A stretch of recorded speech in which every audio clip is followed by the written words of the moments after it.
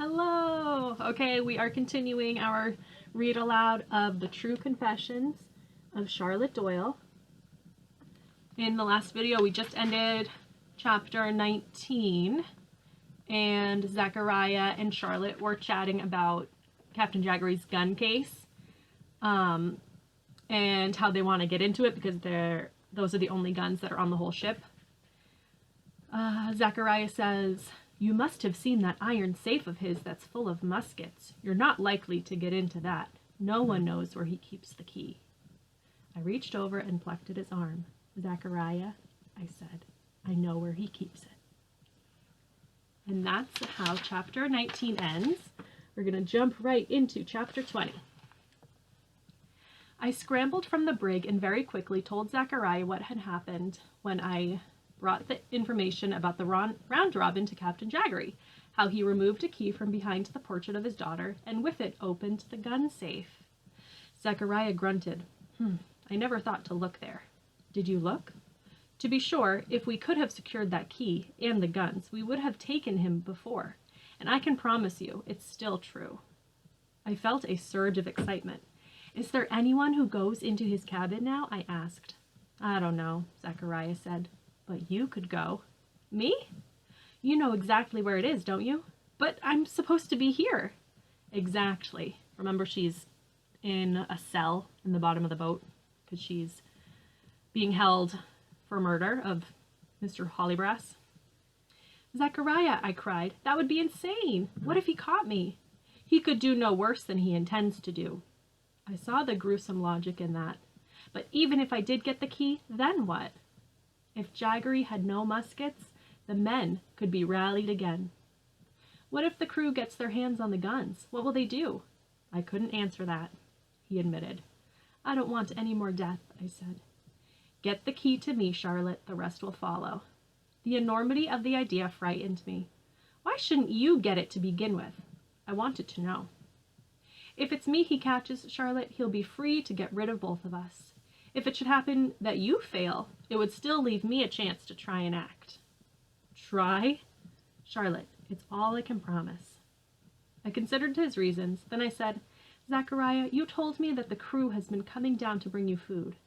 "Yes."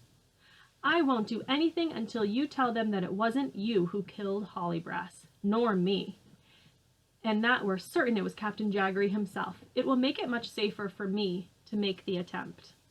"I see your point." "When do they come?" "When they can." "Zachariah," I reminded him, "he's only given me 24 hours. "Get back there then," he said, motioning to the brig and pulling himself up. "I'll try to find someone." I retreated into the cage. He adjusted the bars and left a new candle within easy reach, as well as a tinder box. I heard him move away through the darkness until I lost sense of where he was. There was this about the dark. It freed me from time and space. Cut off as I was, I could retreat into thoughts about all that had happened since my arrival at Liverpool, and with that odd Mr. Grummage. It seemed a million years ago, yet no time at all. I couldn't help but feel some pride in what I had accomplished. Perhaps it was Zachariah's reference to my father, but for the first time in a long while, I began to think of my true home in Providence, Rhode Island. Though I'd only the vaguest memories of the house itself, I had left it when I was 6. Thoughts of my mother, my father, my brother and sister were all very strong and clear. With a start, for it is a curious fact that I had not truly considered my family for a time, I began to contemplate an accounting to them of all that had happened if I lived. With great vividness, I pictured myself relating my adventure, while they, grouped about, listened in rapt, adoring attention, astonished, yet proud of me. At the mere anticipation, my heart swelled with pride. I was still basking in these dreams when I heard the sounds of someone approaching. Not knowing who it might be, I pushed myself to the back of the brig and waited. But then I heard, "Charlotte!" It was Zachariah's voice. "Give us light," he called in a whisper.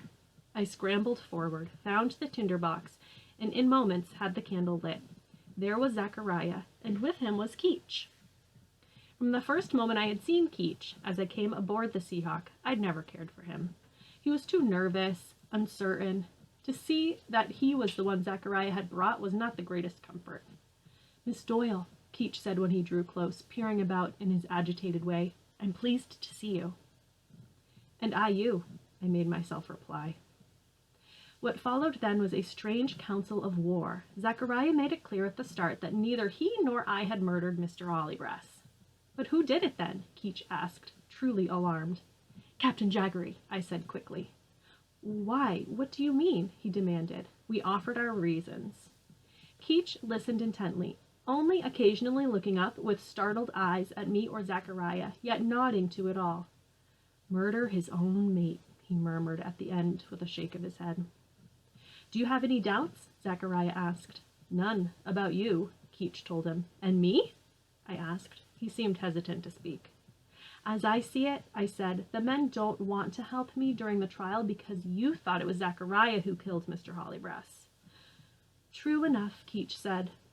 We talked about just that. I'll admit, I was the one who said we owed more to Zachariah here than to you. I understand, he said. Oh, understand, he said, where old loyalties lie. I assured him that I did and insisted I laid no blame. As you know, Keach continued, I wasn't one of those who took to you in any partial way, not like Zachariah here. I'll confess, too, I never wanted you aboard. You'll remember, I told you so when you first came.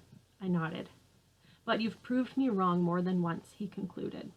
So if my word means anything, you can now be sure no man will support your honor more than I.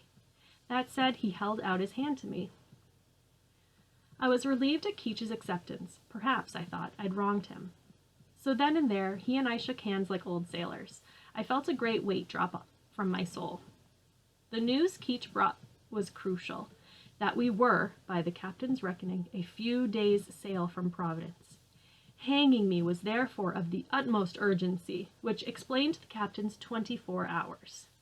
Keach readily agreed with Zachariah that if we could manage to keep the captain from his guns, never mind securing them for ourselves, another rising could be staged. He would vouch for that.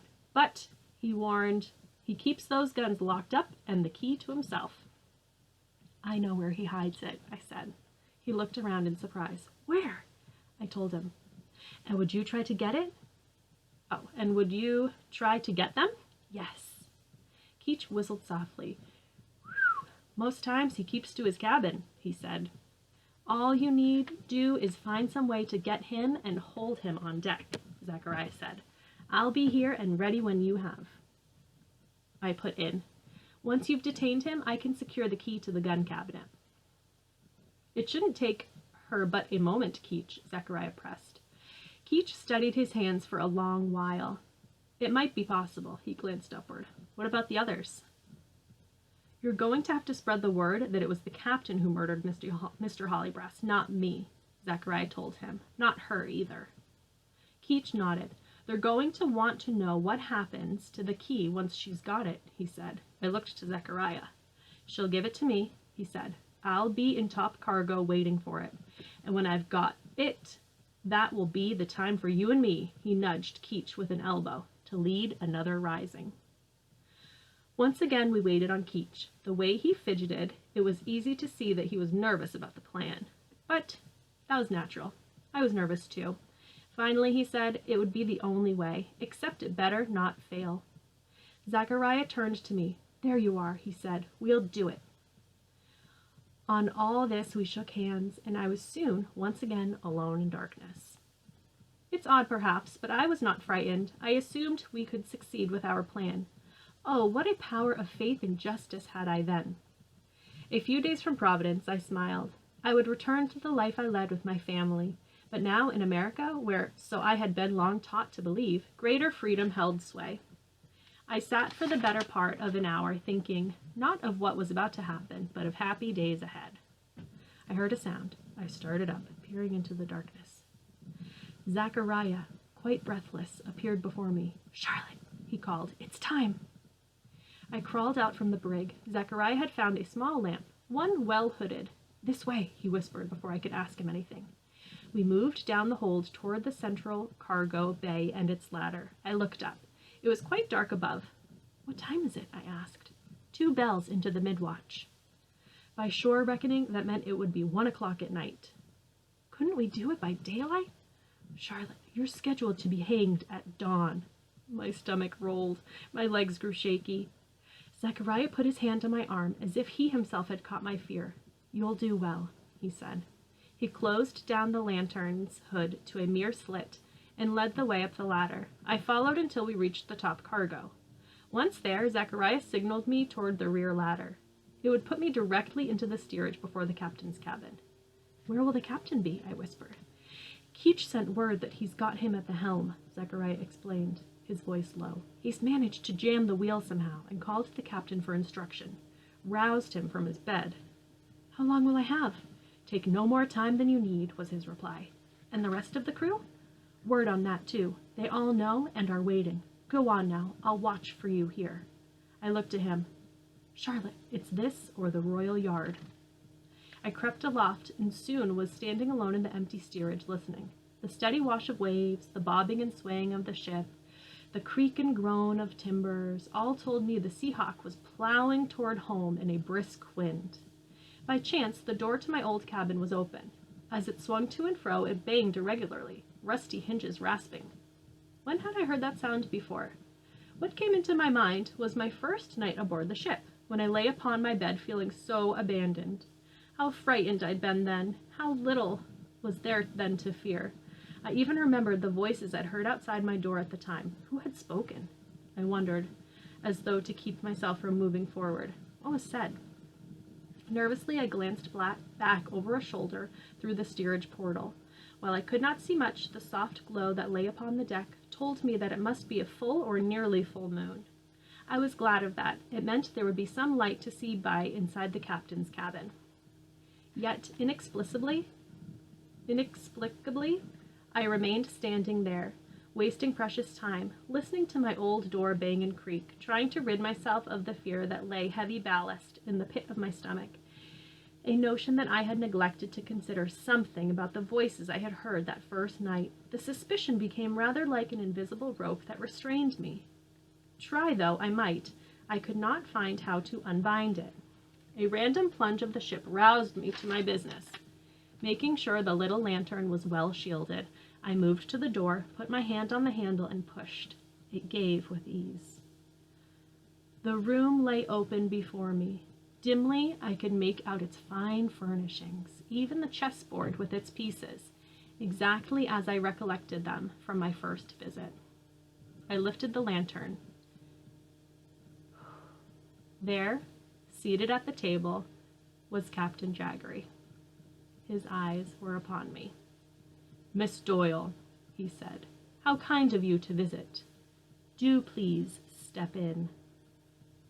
Dun, dun, dun. That's the end of chapter 20.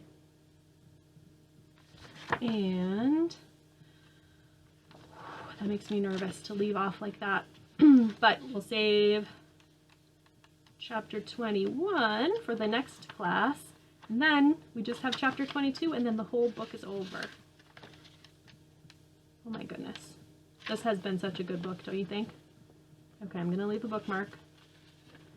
Next class, chapter 21. See you then.